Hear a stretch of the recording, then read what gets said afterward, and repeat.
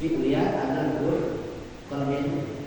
Artinya menyatukan tiga rukun ini dalam bersalat. Jadi bukan gerak ragawi tapi harus jiwa salat. Maka ilmu salat harus kita pelajari dan kita menyadari bahwa salat kita memang belum sempurna.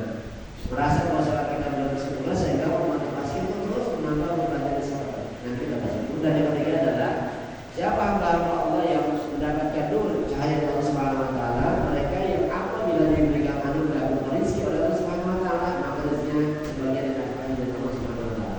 Wa bikum marazaqnakum. Jadi mereka menginfakkan hartanya di jalan Allah Subhanahu wa taala. Ada kewajiban wajib, yaitu zakat namanya, ada salat.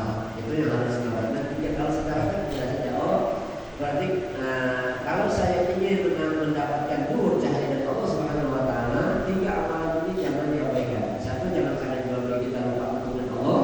Yang kedua, jangan sampai jual beli kita, bisnis kita, transaksi kita, baikpun itu berbuat kita lupa kepada Allah sampai meninggalkan sholat. Dan ketika kita diberikan rezeki oleh Allah, jangan lupa untuk kewajiban kita untuk menafkahkan supaya rezeki di jalan Allah Subhanahu wa taala. Kita pahami lebih mendalam ayat ini dalam kasar temanya. Ayatnya rijalun berarti ini menggunakan isim nakirah. Isim nakirah itu berarti laki-laki siapa? Siapa saja. Karena tidak ada yang dituju ke seseorang. Siapa saja laki-laki yang kerjaannya dagang atau melakukan transaksi macam-macam. Sekarang itu baik itu transaksi apa saja. Laki-laki. Dan menggunakan tijaratun baikun, ini pun menggunakan jumlah ismiyah. Artinya mereka laki-laki yang dagang apa saja perdagangannya. Baikun berarti transaksi apa saja, baik itu secara langsung maupun secara online zaman sekarang. Kalau lebih berkembang, kan ada yang transaksi lewat TM kan, kemudian bayarnya lewat transaksi namanya baikun. Dan itu semua tidak membuat dia lalai an zikrillah, daripada mengingat Allah Subhanahu wa taala. Nah, an zikrillah tafsirannya tiga dalam ayat ini. Nah, kalau dari asbabun nuzul ayatnya, ini pentingnya kalau Quran memahami Quran dengan Quran. Apa sih yang dimaksudkan zikrillah dalam ayat ini? Mengingat Allah, paling tiga lah, ambil pokok dalam tafsirannya. Yang pertama, an zikrillah adalah kaitan dari asbabun nuzul ayat ini berkaitan dengan orang-orang Arab saat itu. Kita tahu karakter orang Arab itu jiwanya pedagang kuat. Maka ada kabilah-kabilah mereka selalu dagang. Kalau di Indonesia sama orang Padang pandai berdagang, maka disebut Padang. Pandai berdagang. Itu orang Padang itu harus suka fiti. Mohon maaf ya Padang.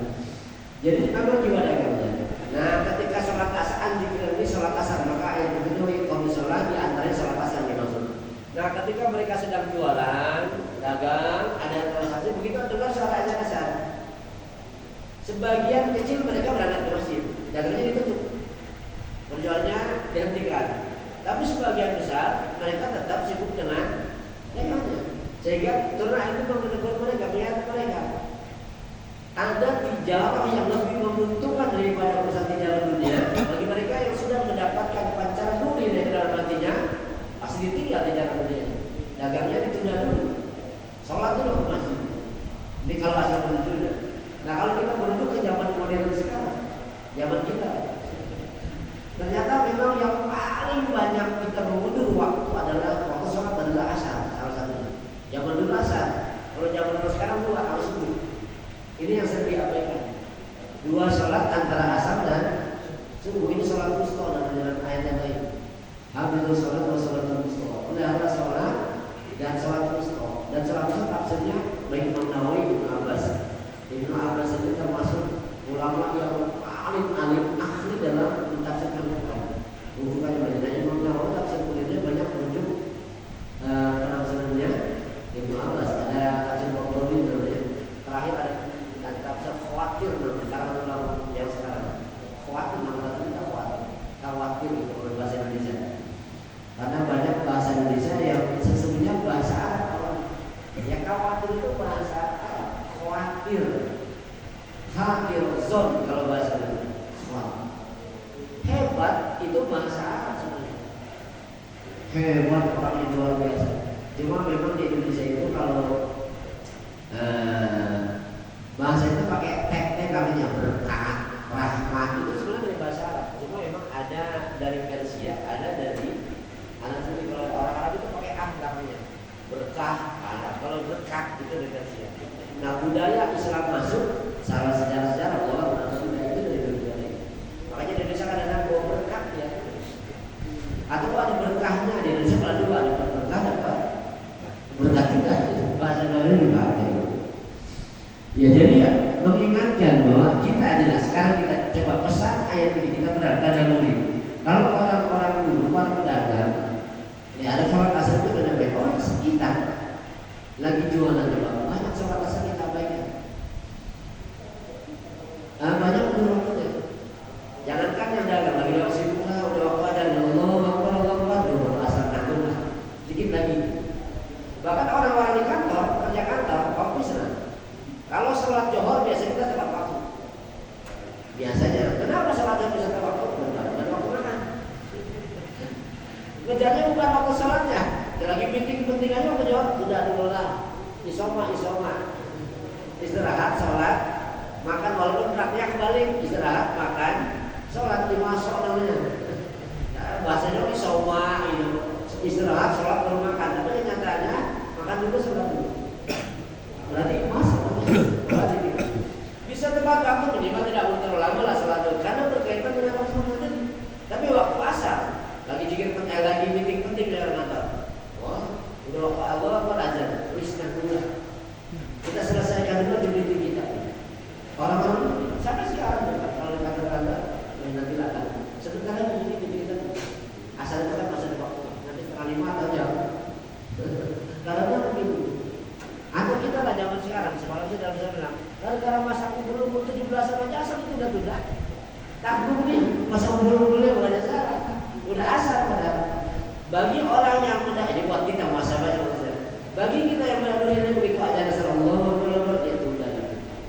Coba orang Arab sampai sekarang kan tradisinya kalau waktu asar ini diobral biasanya udah menjelang waktu asar itu, pedagang-pedagang itu diobral di mana. Makanya para mahasiswa yang di Madinah, di Mesir, di Mekah, di negara-negara Arab, itu kalau mau belanja, ya karena mahasiswa kan uangnya cekak. Itu waktu asar itu banyak diobral. Aku saya. Termasuk di Madinah. Saya pengalaman pribadi ketika saya di Madinah, saya jalan untuk ke supermarket lah di sebelah itu ada apa namanya. Saya beli gabus kebetulan.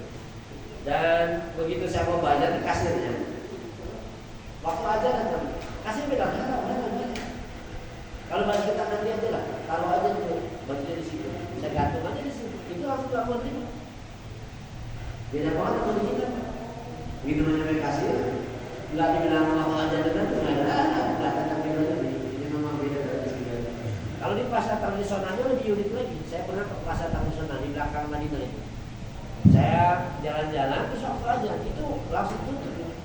Wah tutup langsung digelarkan kalau sholat karya. Kalau yang di pasar ini, misalkan di Madinah, sholatnya mau di pasar langsung. Kalau misalkan Jumat baru dia ke Masjid Nabawi. Kalau di Mekah berarti kalau Jumat baru di Masjidil Haram. Kalau hariannya itu di pasar itu jadi. Di gang-gangnya langsung keluar saja ada sebuah imamnya ditutup semua sama berjamaah itu. Sebenarnya juga di Indonesia kalau pasar kayak gini indah banget begitu aja tutup dulu digelar saja ada dan sebagainya juga. Di Indonesia nggak berubah di pasar kayak gini. Karena nggak terbiasa.